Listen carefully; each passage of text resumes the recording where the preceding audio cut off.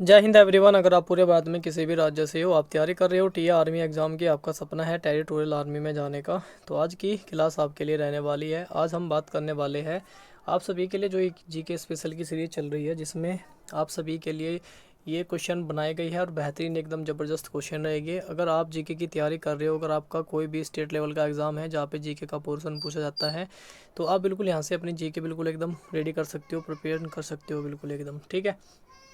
तो आज की क्लास में भी हम बेहतरीन क्वेश्चन जो है टॉप 50 क्वेश्चन, आपको पता है कि यहाँ पे मैं जो है टॉप 50 क्वेश्चन आपको कराता हूँ, और इन क्वेश्चन को साथ में एक्सप्लेन भी आपको कराता हूँ। जो चीज़ें एक्सप्लेन करनी होती है वो चीज़ें मैं आपको बताता हुआ चलता हूँ, जो इंपॉर्टेंट होती है वहाँ पे हम एक्सप्लेन करते हैं। बाकी चीज़ें वन लाइनर के हिसाब से मैं आपको सारे क्वेश्चन जो है कराता हूँ। और ये क्लास आपकी जो चल रही है, ये क्लास नंबर 3 है, आपकी क्लास नंबर आपकी 3 रहेगी। और सीरीज की बात करें तो आपकी जीके की 2 सीरीज़ है। ये पहली सीरीज़ हम कंप्लीट कर चुके हैं, दूसरी सीरीज़ आपकी स्टार्ट है, और ये आपकी चलती रहेगी नॉन स्टॉप। जैसे मैंने आपको बताया कि ये नॉन स्टॉप आपकी चलेगी जब तक आपका एग्ज़ाम नहीं हो जाता। आपको बिल्कुल यहाँ से इस तरीके से बना दूँगा, जब तक आपका भर्ती आएगा ना, तब तक आप एकदम बिल्कुल बेहतरीन तरीके से तैयारी कर चुके होगे अपनी। तो चलिए बिना देरी के क्लास को स्टार्ट करते हैं, और सारे जो भी आपके डाउट है वो क्लियर करेंगे, और साथ साथ में आपको जो है अच्छे से बताते हुए चलेंगे कि आपका क्वेश्चन के बारे में आपको पूरी जानकारी। और दोस्त एक फुल टेस्ट भी आता है जो आपको आज देखने को मिल जाएगा, ठीक है। मतलब आपने लगा भी लिया होगा, क्योंकि फुल टेस्ट भी आपको देखने को मिलता है यहाँ पे संडे को। सबसे पहला क्वेश्चन है, दी नई इलाही की शुरुआत आपने पूछा जा रहा है, तो क्या बताओगे किसने की थी? तो भाई अकबर ने की थी। अकबर के बारे में आपको वैसे मैं डिटेल से सारी चीज़ें करा चुका हूँ, फिर भी आपके मन में कोई डाउट व क्वेश्चन है तो फिर भी हम दोबारा उस चीज़ के बारे में पढ़ सकते हैं, और दोबारा फिर से आपको मैं उस चीज़ के बारे में बता सकता हूँ। और एक चीज़ यहाँ पे ध्यान से समझना भाई, देखो जो क्वेश्चन आपको मैं कराता हूँ ना, ये सारे क्वेश्चन एकदम इंपॉर्टेंट होते हैं, क्योंकि एक भी क्वेश्चन मैं आपके लिए ऐसे लेके नहीं आता। जो भी क्वेश्चन लेके आता हूँ ना, तो सारे इंपॉर्टेंट होते हैं। तो सबसे पहले अकबर के बारे में हम बात करें तो भाई अकबर का जो है 14 फरवरी 1556 को जो है भाई, इसका जो है जन्म हो जाता है। कहाँ पर हुआ था? पंजाब के कलानौर में। जन्म कब हुआ था? 1556 में, याद रखना है आपको, ठीक है। अगर पूरी डेट की बात करें तो 14 फरवरी। मैं सिर्फ इंपॉर्टेंट फैक्ट आपको बताऊंगा, सारी चीज़ें मैं आपको नहीं बताऊंगा, ठीक है। इनके बचपन का नाम जो इंपॉर्टेंट पूछा जाता है कि इनके बचपन का नाम, अकबर के बचपन का नाम क्या था इनका, वो इम्पोर्टेंट है, ठीक है। तो बचपन के नाम इनका था जलाल, ठीक है। इनके बचपन का नाम इम्पोर्टेंट है, तो क्या आपने लिख लिया। इनके शिक्षक यानी कि इनके जो है शिक्षक का नाम क्या था? अब्दुल लतीफ़। क्या था? अब्दुल लतीफ़, ठीक है। आप नोट कर लेना, मैं नाम बता रहा हूँ, ठीक है। उसके बाद बहुत सारी चीज़ें इनके लिए इंपॉर्टेंट हो जाती है, बट मैं जो चीज़ आपको करा रहा हूँ वो ही इम्पोर्टेंट, जो मतलब जहाँ से ज़्यादा क्वेश्चन पूछे जाते हैं वो चीज़ें, ठीक है। अकबर ने जो है जब चित्तौड़ पे जो है जो है विजय घोषित मतलब विजय की थी, तो उसके बाद उन्होंने क्या किया था? उन्होंने फतेहनामा जो है जारी किया था, ठीक।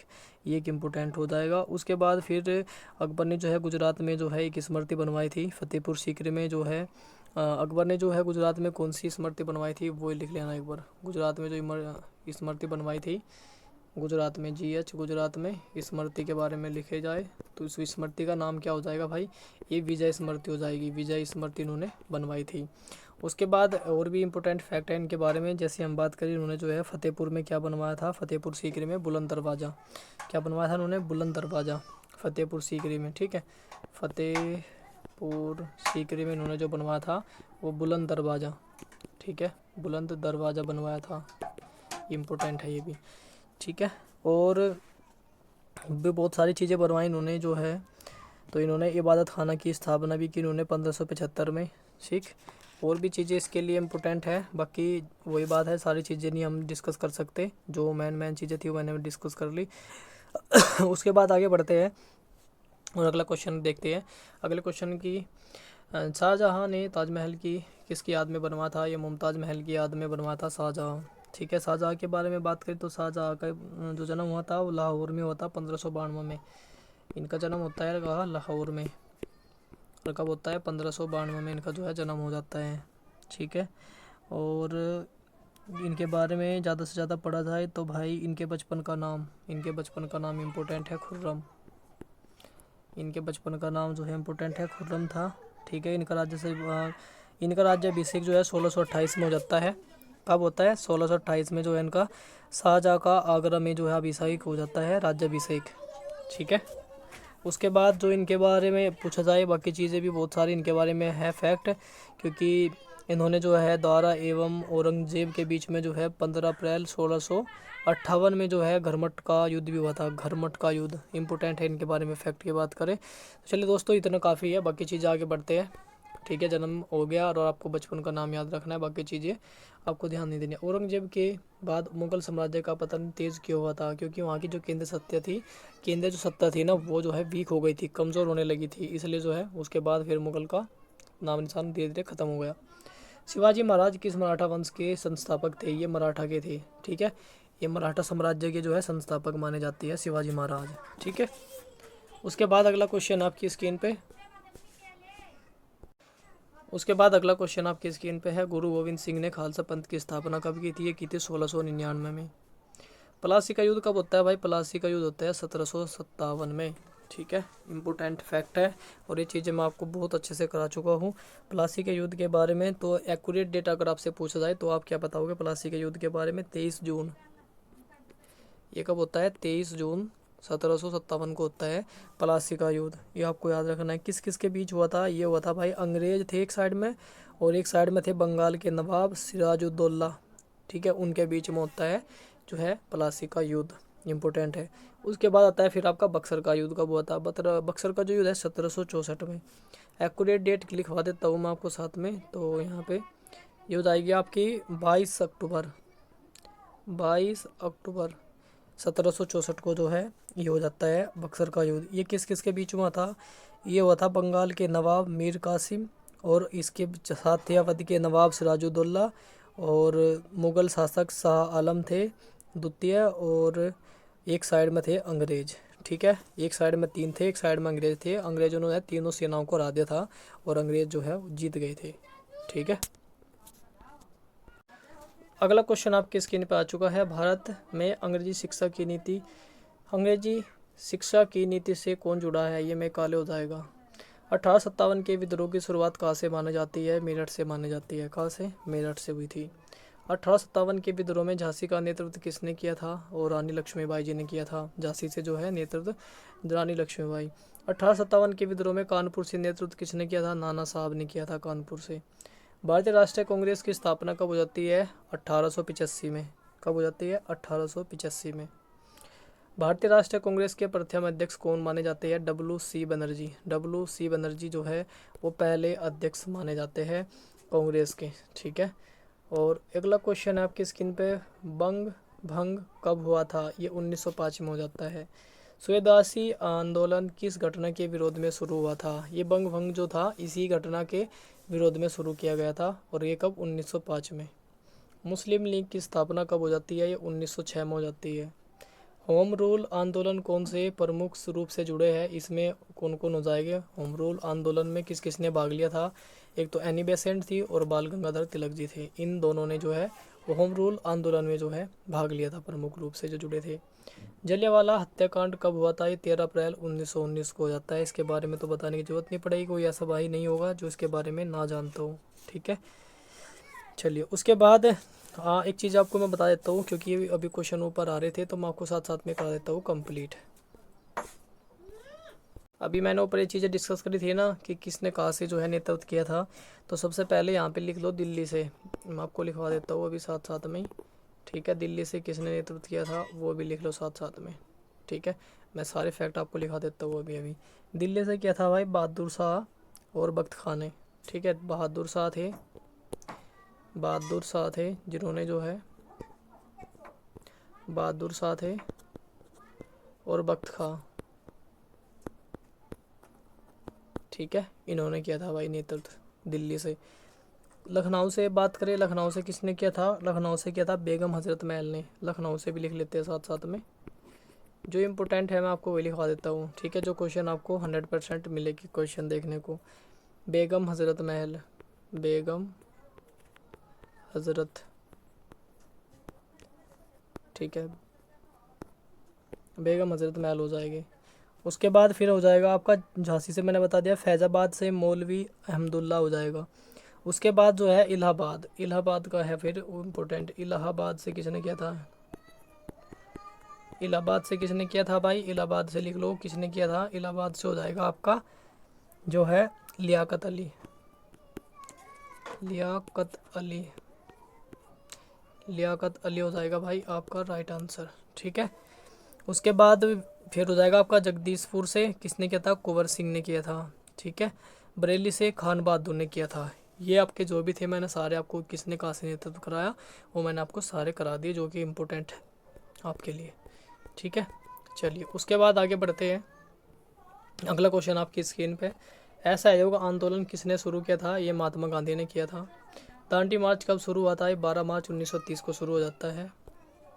उसके बाद अगला क्वेश्चन है, शिल्प दिकारम शिल्प दिकारमू के लेखक कौन हो जाएंगे, इंग्लो अडियागल हो जाएंगे। ठीक है, अडिगल। मणि मेखले के रचयिता कौन है, ये सतनार हो जाएंगे। कौन हो जाएंगे, सतनार। उसके बाद अगला क्वेश्चन है, चोल वंश का जो है राज चिन्ह क्या हो जाएगा, वो जाएगा बाघ। पांड्या वंश की राजधानी क्या हो जाएगी, पांड्या वंश की राजधानी हो जाएगी मदुरई। करिकाल किस वंश का शासक था, ये चोल वंश का शासक था करिकाल। कल नई बांध का निर्माण किसने कराया था, करिकाल ने करवाया था। करिकाल जो चोल था इन्होंने जो है कल नई बांध का जो है निर्माण कराया था। आलवार संत किसके भक्त थे, ये विष्णु जी के भक्त थे। उसके बाद नैयार संत किसके उपासक थे, ये शिव जी महाराज जी के जो है भगवान शिव के थे। उसके बाद अद्वैत वेदांत के प्रवर्तक की बात करें तो आदि शंकराचार्य हो जाएंगे। विशिष्टाद्वैत के प्रवर्तक कौन हो जाएगा, रामानुजाचार्य हो जाएंगे। दैत दर्शन के प्रवर्तक कौन हो जाएंगे, माधवाचार्य हो जाएंगे। गुप्त काल को किस नाम से जाना जाता है, गुप्त काल को स्वर्ण युग के नाम से जाना जाता है। ठीक है, और ये चीज़ें बहुत इंपॉर्टेंट है गुप्तों के बारे में। ठीक है, और एक एक क्वेश्चन बहुत इंपॉर्टेंट है गुप्त के वंश के बारे में। तो सबसे पहले हम गुप्त को लेकर चले तो सबसे नंबर 1 का जो इम्पोर्टेंट क्वेश्चन बनता है गुप्त से ही हम बात करें तो सबसे पहला क्वेश्चन है कि गुप्त वंश का संस्थापक कौन था। गुप्त वंश का संस्थापक सबसे इम्पोर्टेंट हो जाता है संस्थापक। ठीक है, तो संस्थापक की बात करें तो कौन हो जाता है, इम्पोर्टेंट है आपका श्रीगुप्त। क्या हो जाएगा, श्रीगुप्त हो जाएगा, श्रीगुप्त हो जाएगा। ठीक है, इम्पोर्टेंट हो जाएगा श्रीगुप्त। और भाई जिसने जो है महाराज की उपाधि जो है धारण की थी, इन्होंने जो है महाराज की उपाधि भी धारण की थी, ये इंपॉर्टेंट आपके लिए फैक्ट हो जाएगा। उसके बाद फिर इनकी चलती है चंद्रगुप्त प्रथम से, फिर समुद्रगुप्त आए, फिर चंद्रगुप्त द्वितीय आए। ठीक है, उसके बाद फिर हर्षवर्धन आए, तो ये सिलसिला ऐसे चलता रहा। ठीक है, पर यहाँ पे जो सबसे ज़्यादा रहा है एक तो चंद्रगुप्त का रहा है और एक समुद्रगुप्त का रहा है। ठीक है, इनके बारे में बहुत ज़्यादा चीज़ें पढ़ने को मिली, और एक हर्षवर्धन का। ठीक है, सबसे पहले मैं आपको चंद्रगुप्त के बारे में बता दूँ। ठीक है, तो मेन जो चीज़ें है चंद्रगुप्त प्रथम ने ही जो है गुप्त वंश को एक साम्राज्य के रूप में जो है प्रतिष्ठा प्रदान करी थी, सबसे इम्पोर्टेंट ये रख लेना। ठीक है, और जिसे जो है महाराजा धीराज की उपाधि भी धारण की, जिसने जो है मतलब इसने जो है चंद्रगुप्त ने महाराजा धीराज की उपाधि भी धारण करी थी। उसके बाद समुद्रगुप्त को जो है भारत का नेपोलियन कहा जाता है, बहुत इंपॉर्टेंट है। ठीक है, उसके बाद फिर हर्षवर्धन के बारे में थोड़ा सा पढ़ा जाए तो हर्षवर्धन जो है भाई इसका जन्म 606 में हुआ था। 16 वर्ष की अवस्था में थानेश्वरी गद्दी में बैठता था। ठीक है, 16 वर्ष की अवस्था में जो बैठता था गद्दी पे भाई, और इसने जो है अपनी ग्रंथ लिखी है उसका नाम है CQ। इसने अपनी ग्रंथ लिखी थी उसका नाम क्या है, यहाँ पे हम बात करें हर्षवर्धन की जो है, हर्षवर्धन की जो है यहाँ पे हम बात करें पुस्तक का नाम मान लो CQ है। ठीक है, ये इंपॉर्टेंट है, आप याद करते हुए चलोगे CU की। ठीक है, और भाई यहाँ से एक इम्पोर्टेंट फैक्ट ये है ना कि जसवर्धन के काल में ही जो है ना अभिन्न सांग आया था। ठीक है, ये भी इम्पोर्टेंट है, इसके काल में आया था। तो चलिए दोस्त उसके बाद आगे बढ़ते हैं, और भी चीज़ें हम यहाँ पे कर रहे हैं। तो अगला क्वेश्चन आपकी स्क्रीन पे है, गुप्तकालीन सिक्कों की प्रमुख धातु क्या है, सोना हो जाएगी। अजंता की गुफाएं कहाँ है, महाराष्ट्र में है। एलोरा की गुफाएं भी महाराष्ट्र में हो जाएगी, दोनों की दोनों महाराष्ट्र के अंदर है। सांची स्तूप का निर्माण किसने करवाया था, अशोक ने करवाया था। अशोक का नाम महान क्यों पड़ा, अशोक महान के नाम से क्यों जाना जाता है भाई। ठीक है, क्यों ऐसे तो कोई जाना नहीं जाता, काम की है कोई अच्छी जब भी जाना जाता है अशोक महान के नाम से। सबसे पहले इसके बारे में हम थोड़ा सा पढ़ेंगे। ठीक है, अशोक के बारे में, क्योंकि जब फैक्ट आ गया तो साथ साथ में आपको करा देता हूँ अभी। तो अशोक के बारे में सबसे नंबर फैक्ट ये है कि अशोक जो है बिंदुसार का पुत्र था। ठीक है, इसके पिता का नाम की बात करें तो पिता था इसका बिंदुसार। ठीक है, पिता थे इसके बिंदुसार, नोट कर लेना। उसके बाद भाई अशोक का राज्याभिषेक कब हुआ था, 269 ईस्वी में हुआ था। 269 ईसा पूर्व में इसका जो है जन्म हो जाता है। अशोक का जो है इससे पहले अशोक जो है उज्जैन का राज्यपाल भी था। राज्याभिषेक कब होता है इसका, 269 में राज्याभिषेक है भाई, ठीक है, जन्म नहीं है, या राज्याभिषेक की बात कर रहे हैं हम। तो राज्याभिषेक 269 में हुआ। इससे पहले अशोक जो है वो उज्जैन का राज्यपाल भी रहा है, ठीक है। ये इसलिए फेमस है क्योंकि उन्होंने जो है ना अभिलेख, बहुत सारा अभिलेख, शिलालेख बनवाए इन्होंने, ठीक है।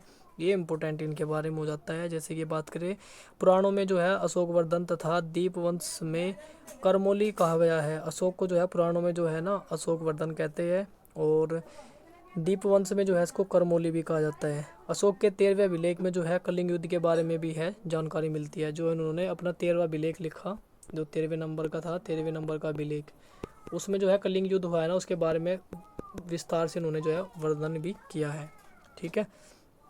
अशोक जो था वो ब्राह्मण धर्म का अनुयायी था। बाद में फिर क्या हुआ है, बौद्ध धर्म को मानने लगा, ठीक है। ये इनके लिए इम्पोर्टेंट फैक्ट है। अशोक ने अपने शासन के 10वें वर्ष मतलब सर्वप्रथम बोध गया की यात्रा की, और उसके बाद जो है राज्याभिषेक के 20वें वर्ष लुम्बिनी गया था। फिर ये इंपॉर्टेंट है क्योंकि बौद्ध धर्म को मानने लगा तो फिर उसके जो है सिद्धांतों पे चलने लगा था। चलिए दोस्त, उसके बाद आगे बढ़ते हैं। अशोक के बारे में काफ़ी चीज़ें हमने पढ़ ली। उसके बाद अगला है यहाँ पे भरफूत स्तूप कहाँ पर है, ये मध्य प्रदेश के अंदर हो जाएगा। गांधार कला किसका प्रभाव था, ये यूनानी कला का था। मथुरा कला में किस पत्थर का प्रयोग किया गया है, लाल बलुआ पत्थर का किया गया है। अमरावती कला शैली किस क्षेत्र से संबंधित हो जाएगी, ये हो जाएगी आपकी आंध्र प्रदेश से। उसके बाद अगला क्वेश्चन आपकी स्क्रीन पे आ चुका है। लोकसभा के सदस्य का कार्यकाल कितना होता है 5 साल। यहाँ पे हम राज्यसभा की बात करें तो राज्यसभा का कितना होता है, राज्यसभा का होता है 6 साल यहाँ पे, ठीक है। उसके बाद अगला क्वेश्चन आपकी स्क्रीन पे आ चुका है जिसमें हम बात करें राज्यसभा एक स्थायी सदन है या नहीं। एक स्थायी सदन है। राज्यसभा को आप जो है भंग नहीं कर सकते हैं, ठीक है। लोकसभा को भंग किया जा सकता है। राष्ट्रपति का चुनाव कौन करता है, निर्वाचक मंडल करता है, ठीक है। उसके बाद अगला क्वेश्चन है भारत में आपातकाल कितने प्रकार के होते हैं। 3 तरीके से भारत में आपातकाल लगते हैं, ठीक है। अब तक कितने आपातकाल लग चुके हैं ये कमेंट करके आप मुझे बताओगे कि अब तक कितने जो है आपातकाल लग चुके हैं, कितनी बार मतलब आपातकाल लग चुका है। राष्ट्रीय आपातकाल संविधान के किस अनुच्छेद में है, अनुच्छेद 352 के अंदर है भाई। राज्य आपातकाल किस अनुच्छेद में आता है, 356 में आता है। वित्तीय आपातकाल किस अनुच्छेद में आता है, 360 में आता है। भारत का सर्वोच्च नागरिक सम्मान क्या है, भारत रत्न।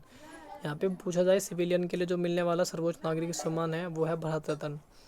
भारत का सर्वोच्च वीरता पुरस्कार कौन सा होता है, परमवीर चक्र होता है। भारत का वीरता की बात करें तो वीरता पुरस्कार जो हो जाएगा वो परमवीर चक्र हो जाएगा, ठीक है। उसके बाद अगला क्वेश्चन है शांति काल का सर्वोच्च वीरता पुरस्कार क्या हो जाएगा, अशोक चक्र हो जाएगा, ठीक है। शांति के क्षेत्र में दिया जाता है, ठीक है, शांति बनाए रखता है उनको दिया जाता है अशोक चक्र, ठीक। यहाँ पे हमने किया टॉप 50 क्वेश्चन, ठीक है। 50 क्वेश्चन हमारे कंप्लीट। कैसी लगी आज की क्लास कमेंट करके जरूर बताना। और ये क्लास अभी स्टेट एग्जाम हो, आपका कोई नर्सिंग का एग्जाम हो, एम्स का एग्जाम हो, जहाँ पे जीके का पोर्शन आता है यहाँ से आप जीके अपनी बेहतरीन तरीके से कंप्लीट कर सकते हैं दोस्तों। चलिए फिर मिलते हैं नेक्स्ट क्लास में, तब तक के लिए जय हिंद, जय भारत।